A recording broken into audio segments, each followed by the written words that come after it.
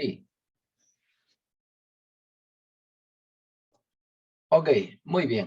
Bueno, en primer lugar, muy buenas tardes con todos ustedes. Aquí desde Lima, Perú, le damos la cordial bienvenida a nombre del Instituto Cristiano de Investigación en Neurociencias, ICRINE. Soy el magíster Andrés Romero y tengo el privilegio y el alto honor y la gratitud al Dios Altísimo de poder compartir con ustedes en estos minutos el primer evento del 2022 que ICRINE está haciendo. Desde Lima, Perú, queremos compartir con ustedes nuestros saludos y esperamos que también para aquellos que pudieran tener acceso posteriormente a este video puedan también tener algunos recursos que les puedan ayudar en lo que respecta a lo que vamos a compartir. Pueden ir anotando sus preguntas ustedes en sus apuntes y al final va a haber unos minutos para poder absorber algunas inquietudes o preguntas. Y si es que la hacen, ustedes me las pueden enviar por el chat aquí en Zoom, o si no, esperar al final para que hagamos una lectura y vayamos agrupándolas, quizás algunas de ellas por su similitud en alguna temática. Entonces, de esa manera estaremos absorbiendo las preguntas. ¿Ok? ¿Sí? Perdón, por otro lado, vamos a desarrollar el tema y pues esta es una primera conferencia que estamos realizando. La verdad es un enorme gusto el poder estar con ustedes, ¿verdad? Y presentar al instituto. El instituto que tenemos aquí justamente, y para ello ya vamos a comenzar.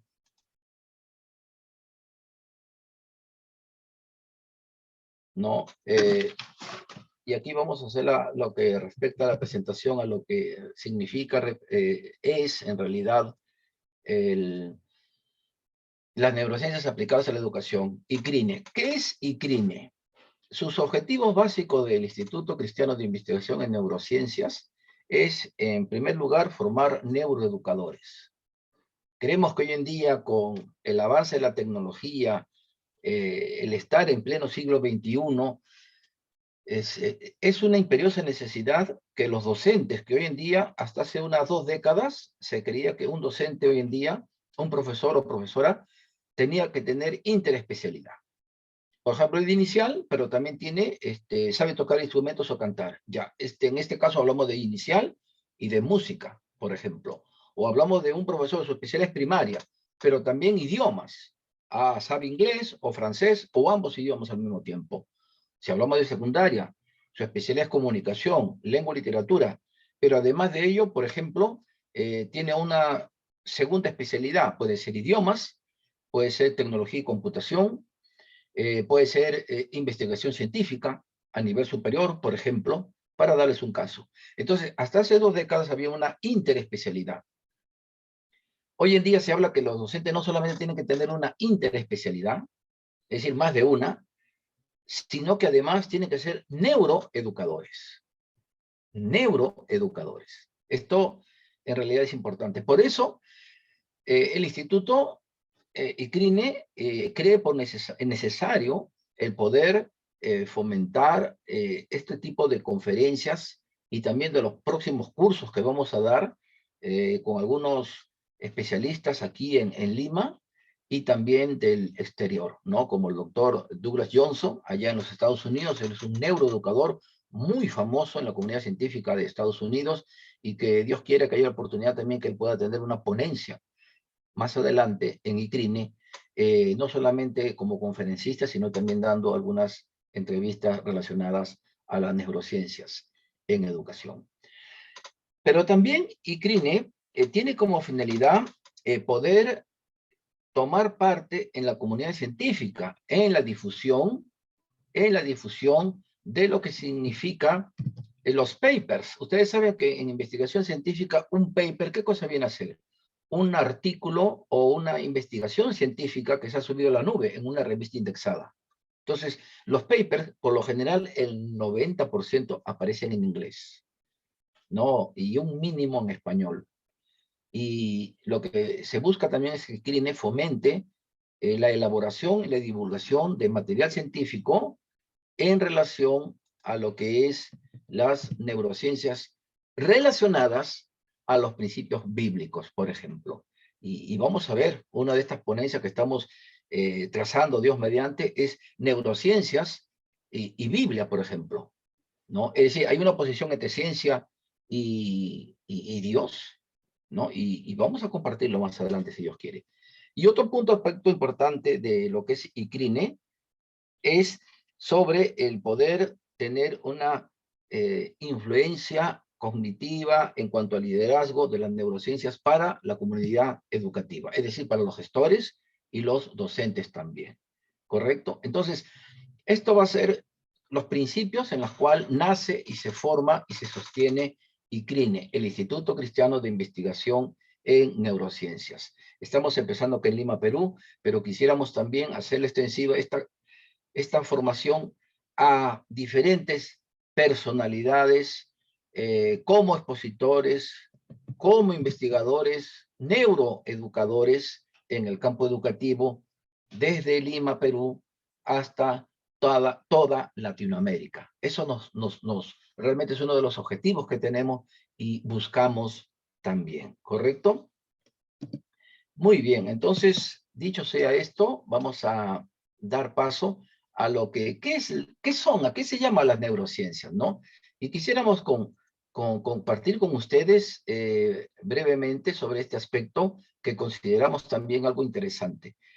Y dentro de ello, no sé si quisiéramos dar una cordial bienvenida a los que se están agregando a esta primera conferencia del Instituto Cristiano de Investigación en Neurociencias, aquí desde Lima, Perú, desde el Pacífico, le damos una cordial bienvenida. Y dentro de ello, me parece que ya está la señora Susana Fernández Paz. ¿Está? Sí. Saludamos a Argentina, la señora Susana Fernández Paz, ella es directora secundaria de la Escuela Cristiana Misionera de Monte en Buenos Aires, Argentina. Así que desde aquí le hacemos llegar nuestros saludos a la señora directora Susana Fernández Paz de Argentina, reiterando nuestro agradecimiento también por tomar parte de esta conferencia, ¿verdad? Y a todos aquellos también quienes se van sumando a esta ponencia. ¿Qué son las neurociencias entonces? Hay muchas definiciones al respecto, pero consideramos una aquella que nos dice Eusin, ¿no? Dice que es el estudio multidisciplinario del sistema nervioso y su manifestación del comportamiento. Es por ello, varias disciplinas pueden participar cuando se estudia el sistema nervioso, y en este caso se abordará la neurociencia en la educación para entender el comportamiento a lo largo de la vida de los seres humanos. Algunos estudiosos o pedagogos, educadores, estaban considerando que las neurociencias proceden de la neurobiología, pero no es así. Hablamos de neurociencias en plural. ¿Por qué? Porque la neurociencia es un conjunto de disciplinas científicas aplicadas a diferentes sectores o áreas del quehacer científico, social, cognitivo, artístico, económico, etcétera, etcétera. De modo que hoy en día, por ejemplo, se habla de neuromarketing. ¿Han escuchado ese término? Neuromarketing, es decir, que no solamente se estudia la publicidad, el consumo, los posibles consumidores de un producto, cómo vender un producto, especialmente en esta pandemia, a nivel online o virtual, sino también cómo el cerebro responde ante tales influencias. Mire qué interesante, ¿no? Hablamos naturalmente de la neuropedagogía, hablamos de una neuropsicología y por consiguiente hablamos también de una neuroeducación. En consecuencia, diríamos que hablamos de neurociencias en el campo educativo o neurociencias en educación, porque es un conjunto de disciplinas científicas que van a ayudar, que van a influenciar en lo que respecta a lo que es en sí la neurociencias. Y algo importante que nos habla aquí tiene que ver, dice, con el comportamiento a lo largo de la vida de los seres humanos. Hay un video muy corto que lo vamos a ver en unos minutos y donde se se menciona, ¿no? Por ejemplo, las neurociencias, en este caso, es aprendizaje.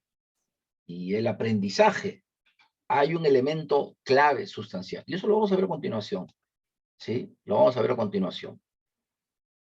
Eric Kandel, premio Nobel del año 2000, ¿no? Connotado científico, afirmaba que decía que la neurociencia, con su capacidad de enlazar la biología molecular y los estudios cognitivos, ha hecho posible explorar el potencial humano para que podamos entender qué nos hace lo que somos.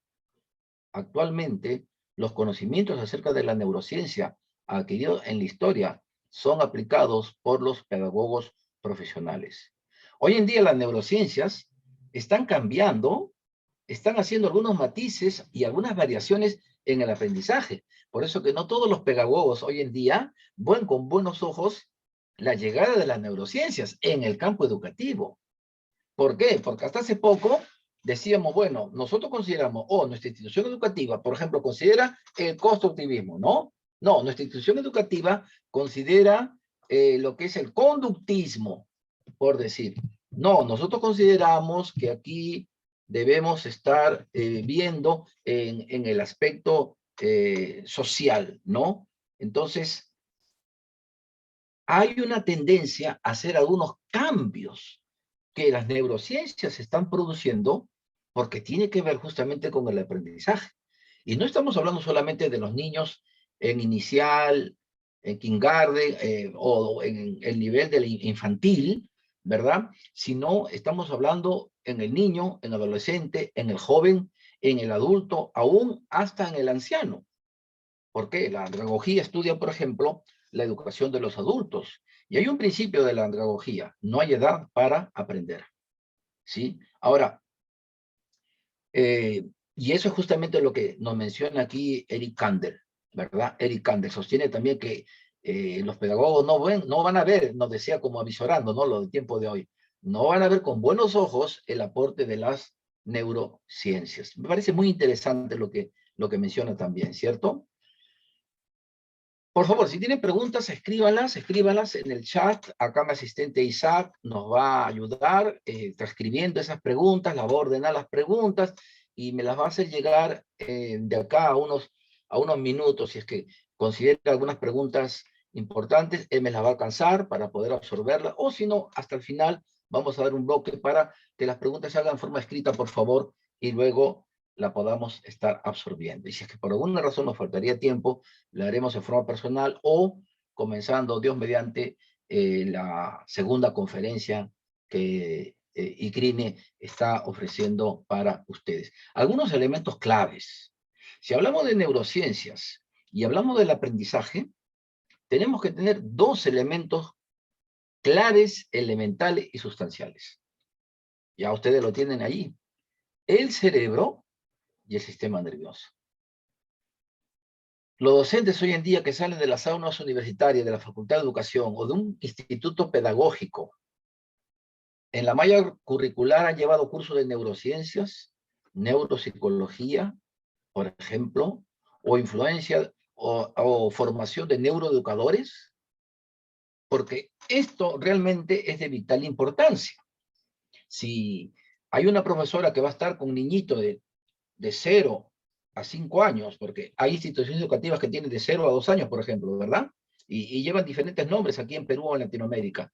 Luego aquí en Perú, por ejemplo, tenemos la educación inicial, se le llama así: 3 años, 4 añitos y 5. Termina 5 años, se le hace su graduación y pasan al siguiente nivel, que es primaria. Empieza la educación primaria, termina cuando hace sexto grado y luego inicia el nivel secundario. El cerebro. ¿Cuánto pesa un cerebro? El cerebro pesa un promedio de 1 kilo, 300 gramos. 1 kilo, 300 gramos. Los que tienen la cabeza un poco más grandecita quizás tengan un poco más, ¿no? Son muy inteligentes, ¿no? Pero ese es un neuromito, ¿verdad? Entonces, la forma como está estructurada el cerebro en nuestro ser, ¿verdad? Las partes que tiene, y sobre todo cuando se hace el estudio de lo que es el cerebro, nos va a ayudar algo, nos va a permitir algo muy importante. lo que tiene que ver justamente con lo que es la neurociencia. ¿Qué parte del cuerpo humano regula el hambre, por ejemplo? El apetito, el sueño, el cansancio. Es el cerebro. Porque al hablar del cerebro, implícitamente, estamos hablando del sistema nervioso. O sea, un docente que quiere enseñar o que va a estar al frente de unos niños, a los niños de 5 años, y que a las 9 de la mañana Lupita ya está dormida, algo debe estar pasando. Quizás tuvo una situación anterior, una noche muy agitada, fue un viaje a lo mejor que tuvieron sus papás fuera de la ciudad, pero si al segundo día, al cuarto día, durante una semana completa, Lupita se duerme, algo está pasando en ella, algo está sucediendo. Pueden ser diferentes factores, una cuestión farmacológica, algún medicamento le está produciendo somnolencia. Los antihistamínicos, los antigripales que comúnmente tomamos cuando tenemos un constipado, un resfrío, producen somnolencia. Lo recomendable es un antialérgico, pero quizá puede ser un factor. Otro factor puede ser un factor emocional, familiar, y que repercute en la niña, llega al salón y se duerme. Hablamos de un muchacho como en secundaria, la misma situación. Entonces, tenemos que ver que estos son dos elementos, estimados participantes, que no podemos hacer a un lado, porque estos son parte de nuestros estudiantes. Estén en inicial, en primaria, en secundaria, en nivel superior, quizá en el posgrado, o quizá en la tercera edad, o senectos, vamos a ver que ambos van a tener la misma constitución. Ahora, acá hay una situación un tanto controversial y interesante e inexplicable al mismo tiempo. Nuestro organismo se va deteriorando a medida que pasan los años. Por supuesto que sí. Por supuesto que sí. ¿No? Muchos dicen, no, el tiempo le va a dar la experiencia. ¿No? El peso de los años le va a dar la experiencia. No nos da la experiencia el paso de los años. El paso de los años lo que nos deja es la vejez. ¿Sí o no? En los varones, o los cabellos se vuelve blanco, o perdemos el cabello. Una de dos. En las damas, pues bueno, ahí está la ciencia que ayuda mucho con los tintes, por ejemplo, ¿no? Y aparece, entonces, dice, no pasan los años, ¿no? Pero el tiempo sí nos deja la vejez. Pero hay algo interesante en el cerebro, que mientras una persona lo utilice el cerebro de una manera adecuada, conveniente, cuidemos al cerebro, alimentemos apropiadamente el cerebro va a mantener una capacidad de lucidez impresionante con el paso de los años, excepto determinadas patologías, ¿no? Como el Alzheimer, por ejemplo, los síndromes del síndrome de Alzheimer, el Parkinson, tiene que ser con patologías neuronales, ¿verdad? Que nadie está libre, ¿cierto? Entonces, son dos elementos claves que cuando vamos a tener que ver en neurociencias es el cerebro y el sistema nervioso. Dentro del sistema nervioso está el sistema nervioso, el sistema nervioso central, de ahí tenemos el sistema nervioso simpático, el sistema nervioso con todos los componentes y las partes que conlleva. ¿De acuerdo? Eso no lo podemos pasar por alto. Por un lado. Por otro lado, a grosso modo quiero decirles para ir aprovechando el tiempo. Miren, el cerebro es la estructura más compleja y enigmática en el universo. Contiene más neuronas que las estrellas existentes en la galaxia. Manes, el doctor Manes, argentino, por cierto, es un neurocientífico y que hizo especialización en Estados Unidos. En una entrevista de la BBC dijo y dio esta afirmación que corroboró lo que a su vez la comunidad científica habían hablado y demostrado sobre lo que es el universo. 860 billones conexiones neuronales en nuestro cerebro. Es una maravilla lo que realmente, para aquellos que somos creyentes, consideramos que Dios ha dotado al ser humano. Cada parte del ser humano es una expresión sobrenatural de un Dios infinitamente perfecto, grande y todopoderoso. Otro ejemplo es el ojo. Las veces que parpadea, cuando hay demasiada luz, ¿verdad? Se contrae. Cuando hay poca luz, se dilata. Imagínense. Pero todo ello va a tener aquí, en el cerebro. En el cerebro. ¿Sí? Entonces, imagínense ustedes. Ante esto, seguramente hemos escuchado algunos neuromitos. ¿Qué son los neuromitos? Todo aquello que es falso. Por ejemplo, se decía que una persona una persona ebria que consume mucho alcohol, ¿verdad? O está en el alcoholismo, cada vez que se embriaga, mueren miles de neuronas y jamás las recuperan. Hasta hace un par de décadas, hasta la comunidad científica lo aceptaba porque no había una base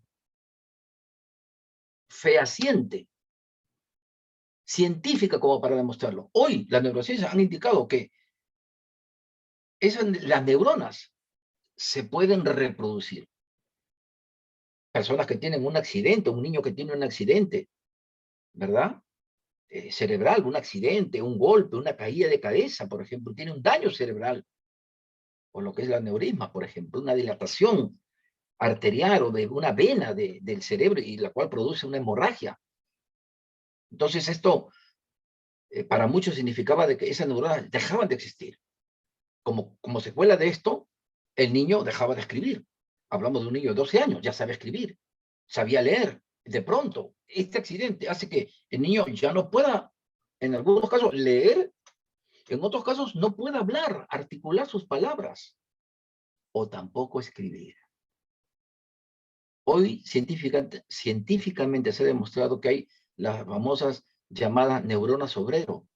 Neuronas que están en nuestro cerebro, están en la corteza, que van como enviadas al frente. Es decir, donde hay necesidad, ¿no? Necesidad de soldado. Allí van a la parte donde ha sido afectada una cantidad de neuronas. ¿Para qué? Para que aprendan la labor que desempeñaban, y por eso se le llama, ¿no? La terapia, ¿no? Hay un examen electromagnetismo, ¿no? Que el nombre exactamente es, pero tiene que ver con medir el grado de la electricidad. Este examen consiste en colocar una aguja grandecita, pero no duele, no tengan el miedo, que puede ser en lo que es en las extremidades inferiores, superiores o facial. Este examen permite ver el nivel de electricidad que hay, si hay un daño neuronal o un daño muscular. Entonces, hablamos de una persona que tiene parálisis, o un niño, por ejemplo, de un accidente que ha tenido una parálisis facial, si es nervioso o es muscular. Estas neuronas, según el diagnóstico de los neurólogos, van a una terapia especial, donde en algunos casos el niño comienza, o el adolescente o el joven o la persona adulta, se le reeduca para volver a hablar, volver a escribir o a leer. Pero todo aparece aquí, empieza aquí, desde el cerebro. ¿No le parece una maravilla? ¿Sí? Y acá estamos hablando de los lóbulos. ¿Por qué les explico esto, estimados participantes? Porque las neurociencias, como ustedes ven aquí, se tiene que ver por un punto lo que viene a ser la neuroanatofisiología. Yo soy de la especialidad de comunicación. Soy egresado de Educación, Facultad de Educación de la Universidad Inca Garcilaso de la Vega, aquí de Lima. Mi especialidad en secundaria es lengua y literatura, lo que hoy en día se llama comunicación, ¿cierto? Esa es mi primera especialidad. Pero luego ya he tenido otras especialidades. Yo he estudiado los 5 años en la formación universitaria, ya en la mitad del periodo de la carrera, morfosintaxis 1, morfosintaxis 2, semántica 1, semántica 2, fonología 1, fonología 2, fonética 1, fonética 2, es decir, lingüística 1, lingüística 2, cursos de la propia especialidad de educación. Pero en el campo de las neurociencias de la educación, he tenido que volver a los libros, no a las aulas en cierta forma. He tenido que volver a los libros para estudiar y llevar cursos de anatomía, de biología, de genética, porque no podemos hablar de educadores si previamente de neuroeducadores, perdón, si previamente no tenemos una noción, un conocimiento fehaciente y claro sobre lo que es el cerebro humano. Porque ese pequeñito que tiene un cerebro y tenemos una forma como allí ese niño va a responder, va a aprender, va a comportarse, el adolescente, el joven de la misma manera, y tenemos aquí los lóbulos. Los lóbulos, obviamente tenemos lo que son los 4 lóbulos en 2 hemisferios. Hasta hace un tiempo se pensaba que el ser humano tenía 2 cerebros, uno derecho y uno izquierdo. O sea, lo que se llama los hemisferios, el hemisferio derecho, el hemisferio izquierdo, ¿no? Y cuando se ha comprobado que realmente es uno solo. Ahora, los 2 hemisferios, derecho e izquierdo, están unidos. Están unidos. ¿Por qué? Gracias al cuerpo calloso. El cuerpo calloso mantiene una conexión entre el hemisferio derecho y el hemisferio izquierdo. ¿Y esto qué hace? Que todo lo que nosotros realizamos, por ejemplo, lo que somos diestros, ¿no? Lo manejamos a la derecha, es para este lado, el hemisferio izquierdo. Y viceversa. Los zurdos, ¿no? Los que escriben con, ¿verdad? Con el lado izquierdo, en este lado. Son los hemisferios, el cuerpo calloso, el que hace que estos lóbulos estén debidamente interconectados, porque se produce una sinapsis. Esa ya es terminología de la neurociencia. La sinapsis es una interconexión de los millones y millones de neuronas que tenemos en nuestro cerebro, diseminadas a lo largo de todo nuestro cerebro. De modo que tenemos aquí el lóbulo frontal, tenemos aquí, en la parte opuesta, occipital, tenemos el parietal y tenemos temporal, ambos lados, ¿no? El temporal. ¿Sí? Cada uno de estos lóbulos cumple una labor de ser. Ahora, una pregunta, por ejemplo, de cajón. ¿Cuánto tiempo toma el cerebro humano en desarrollarse? ¿O es que desde que nacemos ya el cerebro se formó? No, no, no, tenemos que esperar como los niños. Los niños crecen crecen hasta los jovencitos, hasta los 20, 22 años, por ejemplo, ¿no? Ya, completó su desarrollo, ya no va a crecer más, excepto de costado o de lado. Entonces, el cerebro humano demora un promedio de 20 a 25 años en tener su madurez completa, hablando implícitamente en términos científicos. La pregunta es, ¿por qué el ser humano, el cerebro del ser humano demora tanto tiempo en madurar? Es una buena pregunta. Pero si nos vamos a ir a estudiar el cerebro humano, nos vamos a encontrar que realmente el cerebro es una maravillosa creación de parte de Dios. Todo tiene su razón de ser, todo tiene un sentido, cada parte, cada lóbulo, cada hemisferio, cada componente, cada parte del cerebro tiene una función y una razón de ser. Es algo impresionante. En el Antiguo Testamento, el salmista David decía, tus pensamientos son demasiado maravillosos. Realmente el pensamiento, ¿qué es el pensamiento? Es algo etéreo. ¿Qué color tiene el pensamiento? ¿Qué tamaño tiene un pensamiento? ¿Cuánto pesa un pensamiento? Es etéreo, es inmaterial, no se puede ver, no se puede tocar, no se puede medir. Y es una expresión genuina de lo maravilloso que es el cerebro, el pensamiento. ¿Se da cuenta? Ahora, ¿qué es lo que dentro del cerebro demora más y más en crecer? ¿Cuántos son de profesores de secundaria? Aquellas que le dicen a los chicos, ¿cuándo vas a madurar? Te comportas como un niño, ya tienes 14 años, ya tienes 15 años, ya terminas el colegio y sigues así. ¿Sabe qué? Esta área del cerebro es lo que es la frontal. Y este lóbulo, ¿verdad? Es el área del planeamiento, las decisiones. Por eso que muchos en su adolescencia, dice, han cometido locuras en los años de su adolescencia. Imagínense, 12, 14 años. Esperar todavía el doble de tiempo para que recién el cerebro tenga una madurez a un 100%. Y lo que decía hace un momento, si un niño, por ejemplo, tiene un accidente cerebral o algún problema congénito, o en el caso de algún golpe o una lesión cerebral, acá tenemos también en el cerebro, justamente ubicada en la parte temporal, dos áreas básicamente, el área del lenguaje, el área del habla, la área de lo que es el área llamada Broca y la área de Wernicke. Entonces, cuando el niño, por ejemplo, tiene un accidente cerebral, un daño cerebral, entonces se le vuelve a enseñar, se le reeduca para que vuelva a leer, para que vuelva a hablar.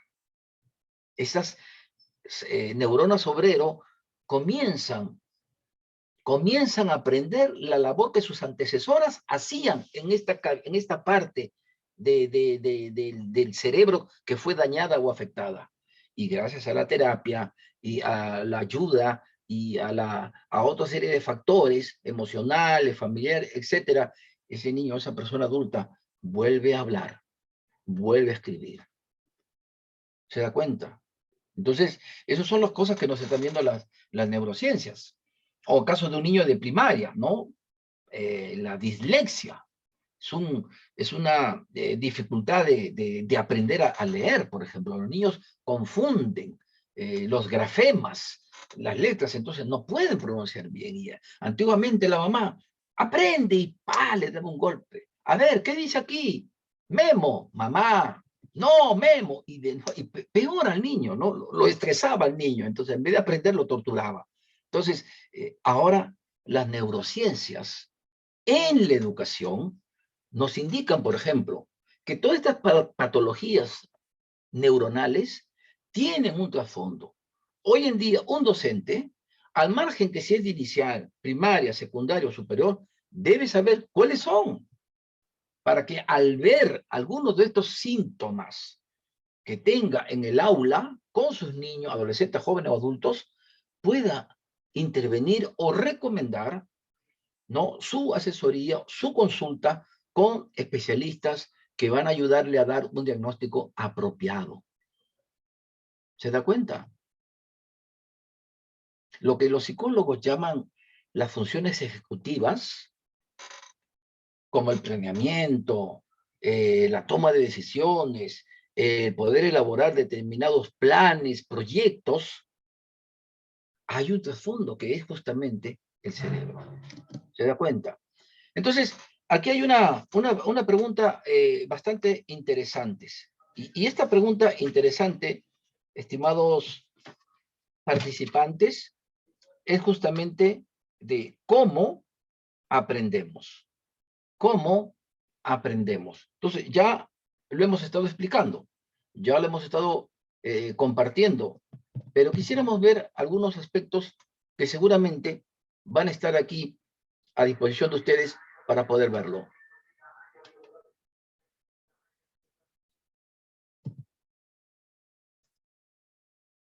Pero antes vamos a ver un pequeño video, por favor. ¿Me permite?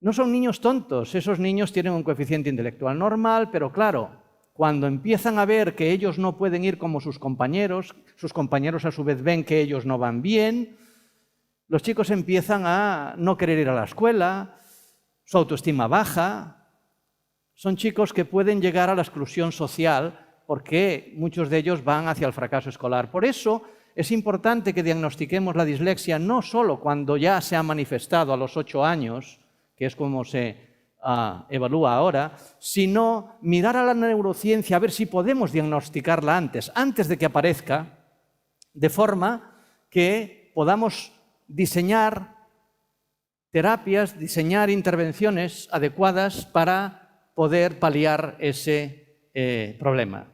En eso estamos empeñados en nuestro laboratorio. La señal del habla que estoy emitiendo yo, la señal física, se descompone en distintas ondas. A su vez,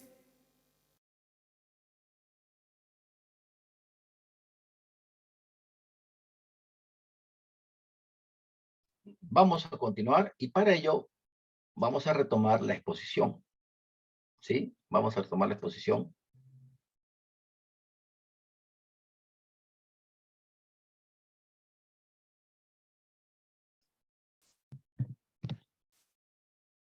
Y estábamos viendo en este video justamente de Manuel Carreras en TED, y esta va a ser una pequeña, les anticipo una pequeña tareita que vamos a poner. Hemos creado un grupo en WhatsApp con todos ustedes los participantes. Ahí voy a subir el link para que lo vean completo.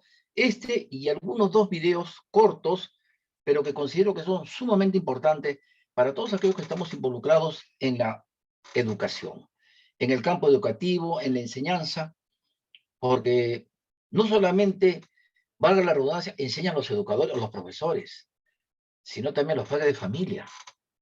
Son por naturaleza los primeros educadores que un niño tiene en el hogar, que nosotros los hijos tenemos de nuestros padres una enseñanza. Y qué bueno que en la familia, por ejemplo, hayan colegios, instituciones educativas, universidades, que dan una proyección a los padres de familia para que sepan enseñar a sus hijos. Porque muchos padres dicen, el colegio les enseña, pero no se dan cuenta que la primera escuela y los primeros educadores de sus hijos son ellos mismos, ¿verdad? Pero ¿cuántos de ellos desconocen principios básicos de las neurociencias? Así como usted.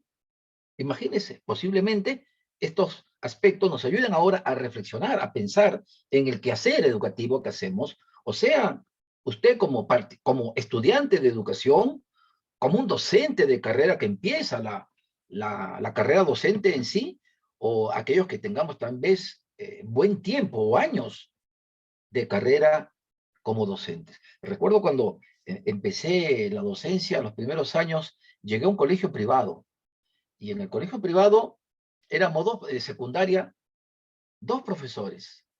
Yo que recién llegaba casi después de 2 años de la universidad, ¿verdad?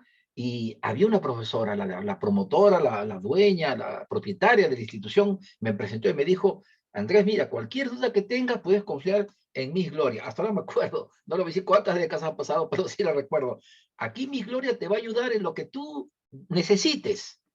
Y se retiró, me acerqué, me presenté, y me dijo, mira, te quiero decir algo, colega, mira, con mucho respeto a la profesora, ya era una cesante, ya había terminado su periodo de profesora del Estado. Y estamos en esos años en la docencia porque ella me decía, yo si no enseño me enfermo y me muero. Y mientras tenga fuerza yo quiero seguir enseñando. Y me dijo, mire colega, yo lo veo a usted bien jovencito, así como yo, ¿no? Como ahora. Y me decía, yo quizás si lo veo o lo escucho en clase, le puedo dar luego algunas sugerencias, algunas opiniones, algunas recomendaciones. ¿Usted se incomodaría, se molestaría conmigo? Yo le dije, profesor, Miss Gloria, más bien yo tendría que agradecerle que de tales errores, usted, una profesora con una trayectoria de tantos años, me lo pueda decir. ¿Y sabe lo que me dijo ella? He conocido profesores muy jóvenes como usted que recién salen de la universidad en la Facultad de Educación. Y al ver una profesora ya veterana, con años en la docencia, nos consideran que solamente sabemos usar la tiza y la pizarra y la mota, nada más. Entonces, eso era en aquellos tiempos. Hoy en día es necesario que podamos tener estos recursos y aportes de las neurociencias para la labor o como directores, como acompañantes pedagógicos. Aquí en el Perú se le llama acompañantes pedagógicos a la especie de tutores, de directivos o gestores en la labor del quehacer educativo de un docente, de un educador en inicial, primaria, secundario, superior.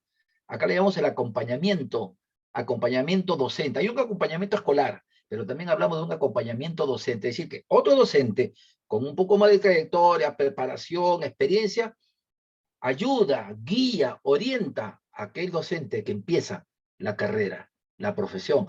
Consideramos que con respecto a todo lo demás, la profesión más bella que pueda haber. Por algo tenemos al gran Rabí de Galilea, el Señor Jesús. Él fue un gran maestro, ¿verdad? Un gran educador. Su vida fue un verdadero ejemplo, pero también sus principios y su legado que él nos ha dejado. ¿Ok? Entonces, ¿Cómo aprendemos? William Blass es un científico, uno de los científicos brillantes allá en Estados Unidos. Él decía, por ejemplo, ¿cómo aprendemos? A la pregunta, ¿cómo aprende un niño? ¿Cómo aprende un joven? ¿Cómo aprende un futuro ingeniero, abogado, médico, etcétera, etcétera? Entonces decía, por ejemplo, que el 95% de lo que enseñamos a otros. De ahí que alguien decía, si sabes tocar guitarra y solamente sabes 2 notas, sol y do, enséñale a cuantos muchachos, jovencitos quieran, las 2 notas y nunca te vas a olvidar. Y eso es verdad. También aprendemos de lo que probamos, de lo que vemos, de lo que oímos, de lo que leemos. Y allí surge también, ¿verdad? Un estilo de aprendizaje que seguramente los más nobles o jóvenes que tenemos en esta jornada nos pueden decir. Estilo de aprendizaje. Bien, futuros profesores, ustedes van a tener niños visuales, auditivos o kinestésicos. No sé si les ha pasado eso. O se han diagnosticado, mira, tú eres más visual, ¿no? Porque te paras durmiendo en la clase, no. No, tú eres más auditivo, tú conoces los chismes, no, no me refiero a eso, sino visual, porque es fácilmente lo aprende, ¿no? Por medio de la lectura, ¿no? Por medio de las representaciones y con lo que es el auditivo, ¿no? Que tiene facilidad para hablar y para oír, relatos en forma oral, o el kinestésico, que es la parte física, por ejemplo, ¿no? La creatividad, en fin. Pero son estilos de aprendizaje, pero que estos estilos de aprendizaje en realidad tienen un punto clave, un punto fundamental. Y volvemos a la pregunta, ¿cómo aprendemos? Entonces, volvemos al principio, ¿no? Que nos vamos a dar cuenta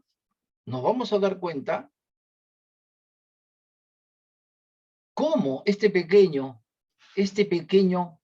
que de ahí lo vemos muy guapito, muy simpático, y decimos, es un alma de Dios, seguramente se llama Daniel, porque todos los Danieles, o los ángeles, ¿no? ¿Cómo te llamas? Angelito, pero a la pobre Miss al año ya le sacó canas, cabello blanco, ¿no? Angelita, pero es un angelito, un Daniel, pero son terremotos en el aula, ¿no? ¿Cómo aprende?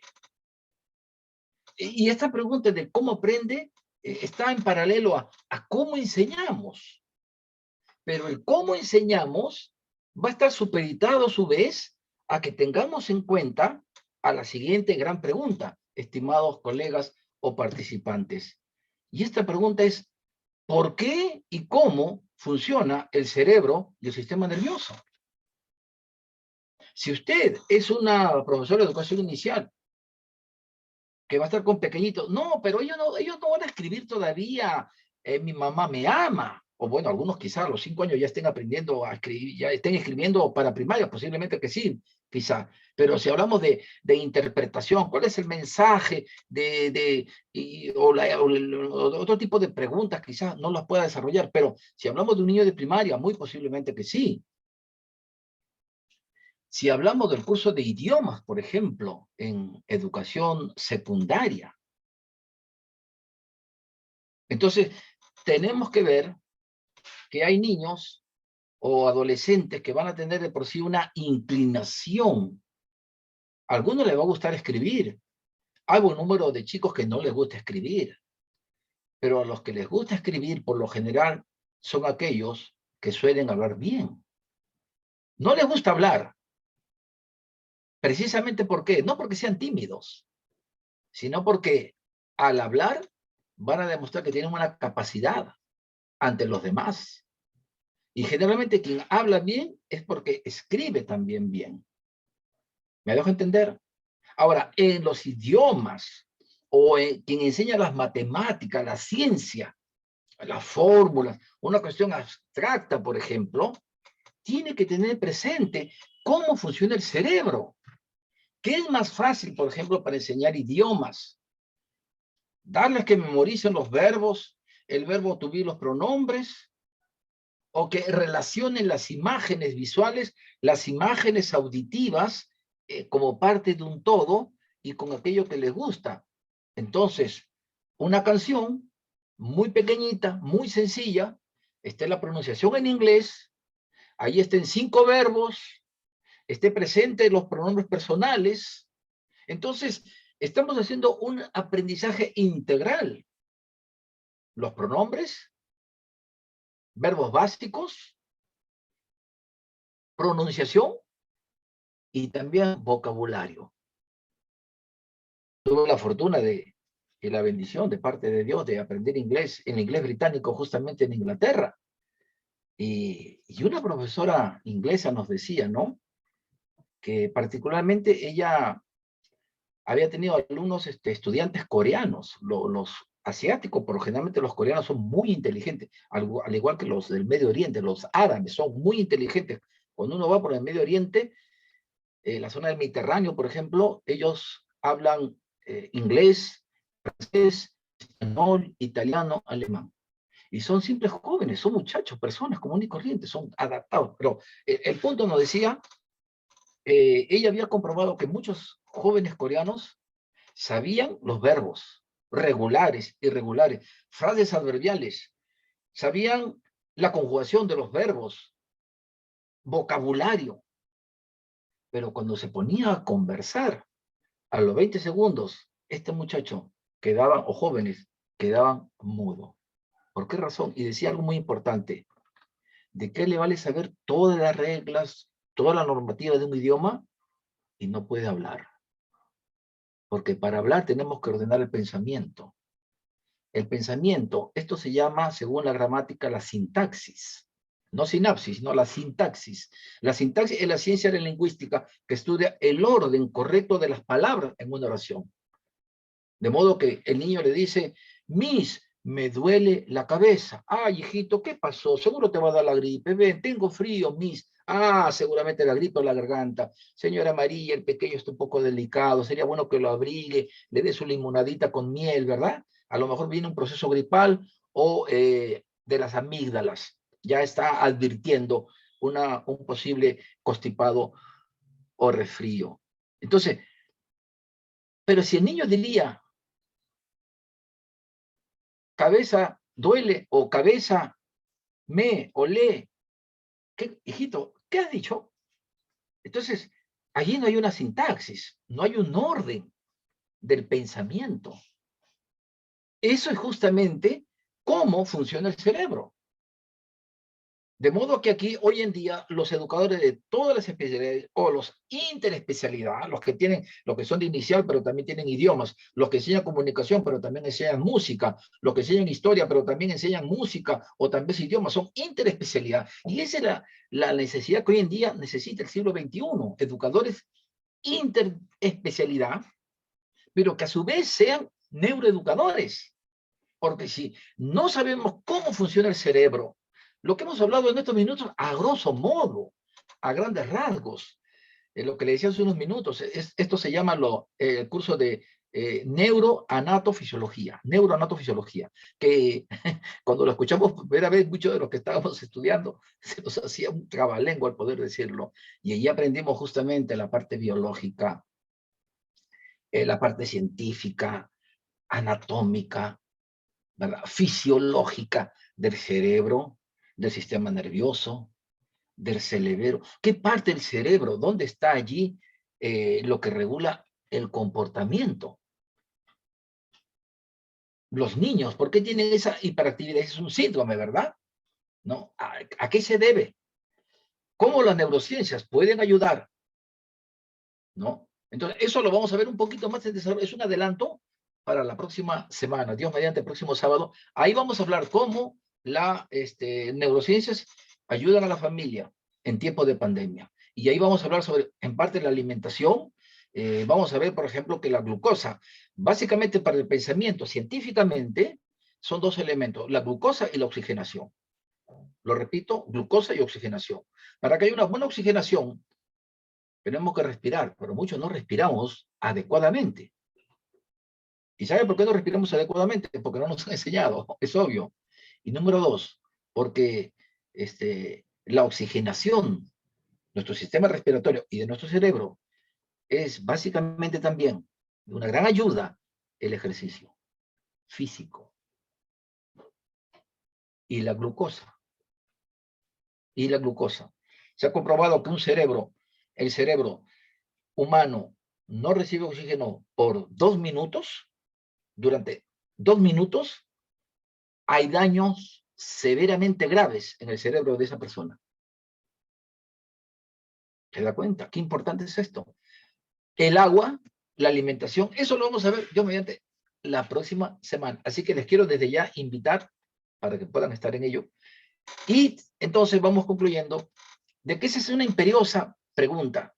¿Por qué y cómo funciona el cerebro y el sistema nervioso? No, pregunta, es una pregunta que cada uno, usted como estudiante de educación, muy posiblemente ya está a un paso de concluir la carrera docente.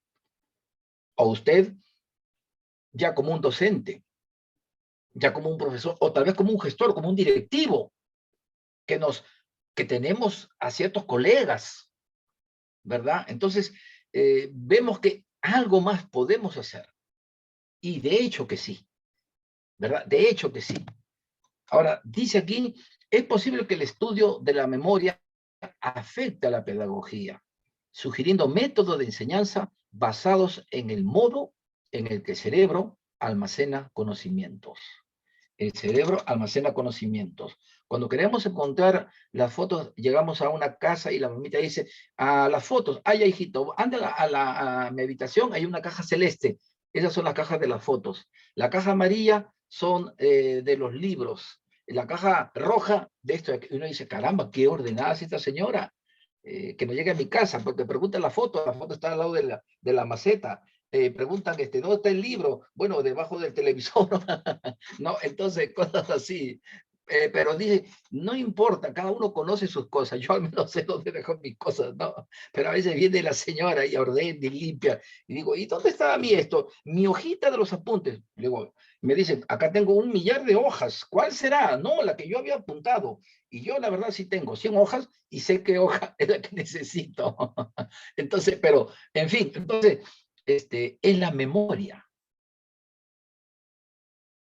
¿Qué parte del cerebro es aquella que está relacionado a la memoria, a los recuerdos?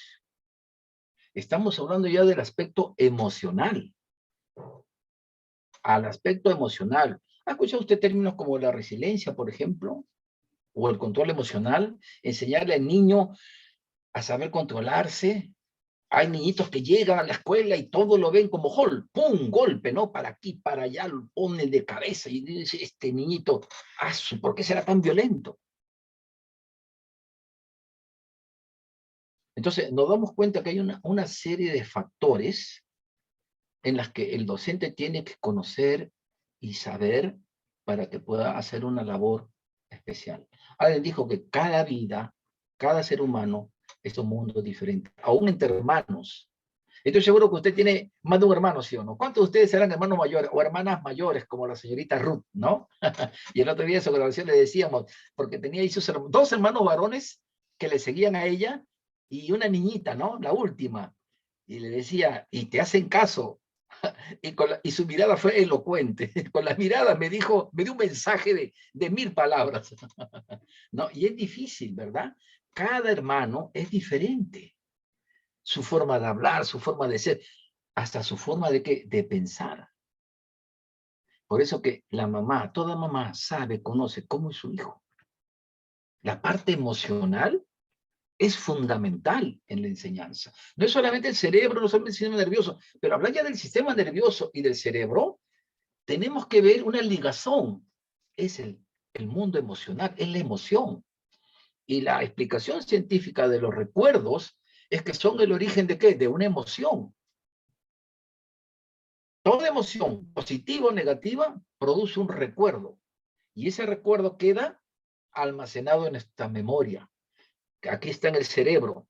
La memoria es una parte intangible, inmaterial, obviamente, porque ahí están los pensamientos, ahí están los recuerdos, pero la parte tangible, material, es nuestro cerebro y nuestro sistema nervioso.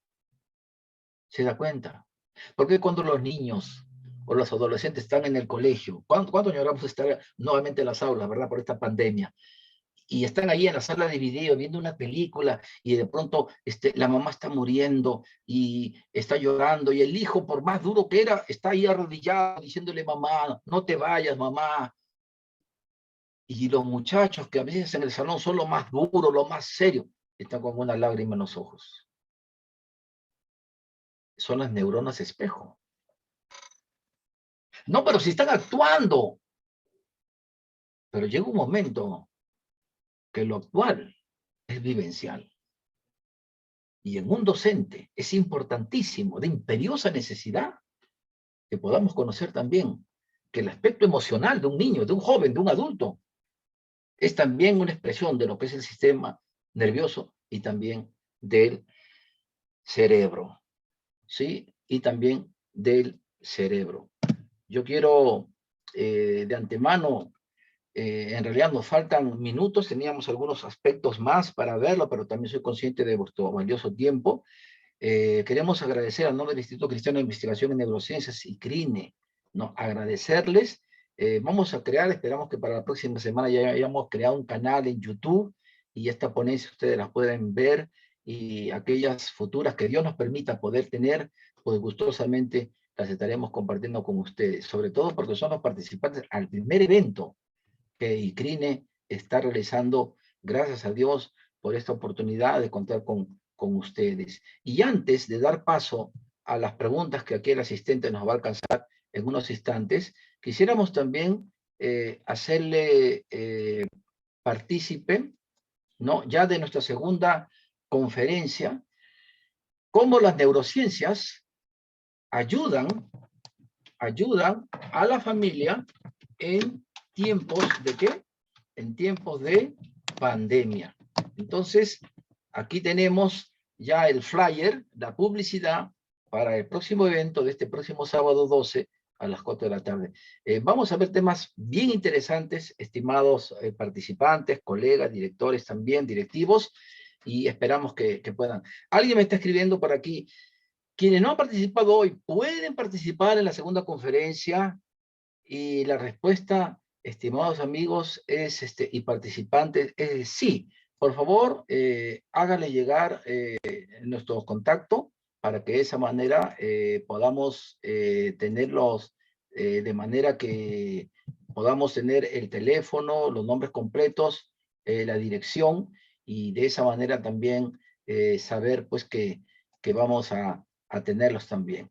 Y algo más para concluir esta parte y luego pasar unos minutos para las preguntas que nos estén formulando. Lo siguiente, ¿no? ICRINE también tenemos aquí unos certificados membretados, ¿no? Acá está, por ejemplo, la señorita Ruth Guzmán, ahí ve su nombre y se emociona, ¿no? Acá está, dice Instituto Cristiano de Investigación en Neurociencias, ICRINE, certificado. Acá está el logo de Perú y de Latinoamérica, ¿verdad? Acá está el nombre del participante por haber participado en las conferencias de neurociencias aplicadas a la educación y cómo las neurociencias ayudan a la familia en tiempos de pandemia, entre el 5 al 12 de febrero de 2022, con una duración de 10 horas pedagógicas.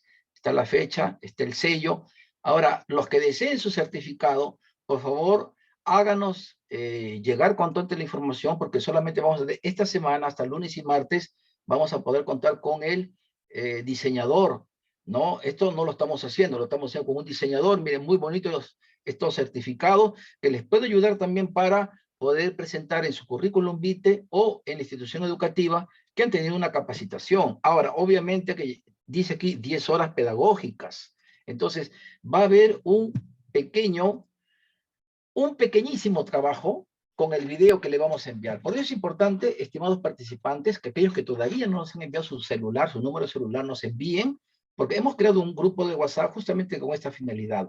Vamos a poner el link del video y usted va a responder unas preguntas muy puntuales y ese trabajo que va a hacerlo en casa durante estos días, nos envía usted para que podamos tener esas horas pedagógicas que el certificado así lo indica. Así que de antemano queremos agradecer a todos ustedes y no hay preguntas, me dice aquí el asistente Isaac. Ha habido la emoción o la parte emocional que hemos tenido, pero si hay alguna pregunta, por favor, me la pueden enviar aquí en este momento en el chat. Estamos aquí, estoy viendo acá el chat, así que por favor, háganos llegar, o pueden escribirla en este instante.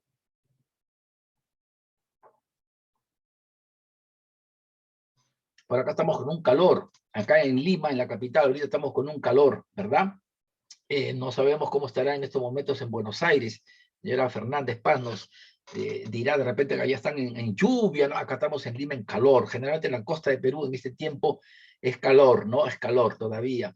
Y bueno, de antemano les agradecemos, y pues todos aquellos que deseen su certificado, por favor, me escriben en el WhatsApp o en el correo para indicarles. Estamos haciendo un costo mínimo, simbólico, entendemos también la situación misma, y esto va a servir como un precedente para un curso, taller que vamos a realizar sobre neurociencia. Estamos contactando al doctor Jesús Hurtado, es un psicólogo, ha sido vicerrector de investigación en una universidad muy prestigiosa del Perú, y también estamos tratando de ubicar a una neuroeducadora allí en España, en CEUPE, y también en Estados Unidos.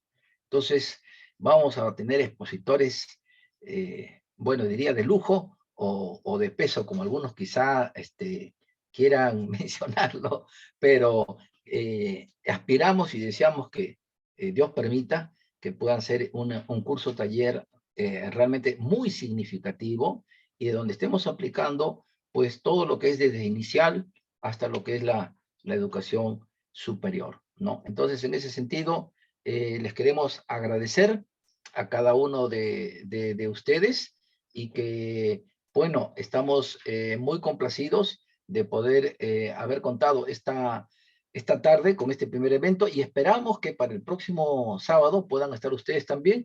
Y si hay algunos de sus colegas o estudiantes que estén interesados, pues que se contacten con nosotros, por favor, háganle llegar el número celular o el correo, y gustosamente le estaremos dando las indicaciones para esta segunda conferencia que vamos a tener, cómo las neurociencias ayudan a la familia en tiempos de pandemia. Bueno, a todos ustedes, muchísimas gracias, que tengan un bonito fin de semana, que Dios los bendiga y los acompañe. Buenas tardes. Si desean, perdón, pueden prender sus micros para una foto. Acá nos estaba avisando el asistente, una foto de recuerdo de este primer evento. Si pueden prender sus cámaras, por favor, si es que es posible hacerlo. Ahí está. Bueno, gracias. ¿Alguien más? Allá, ahí está la señora Susana Fernández de Argentina, ¿verdad? Saludamos, ahí damos unos aplausos virtuales a todos los participantes, y también allá a la señora directora Susana Fernández de Argentina, ¿verdad? Y a todos los demás también, allí si desean poner allí, ahí vemos a la señorita Hanshi Mendoza, señorita Miriam, muy bien, gracias. Y bueno, pues, aunque tengamos algunos nomás con la cámara, el asistente nos dirá para una foto de recuerdo. Ya está la foto. Muy bien. Bueno, muchísimas gracias. Que Dios lo bendiga. Muy buenas tardes. Saludos. Dios lo bendiga.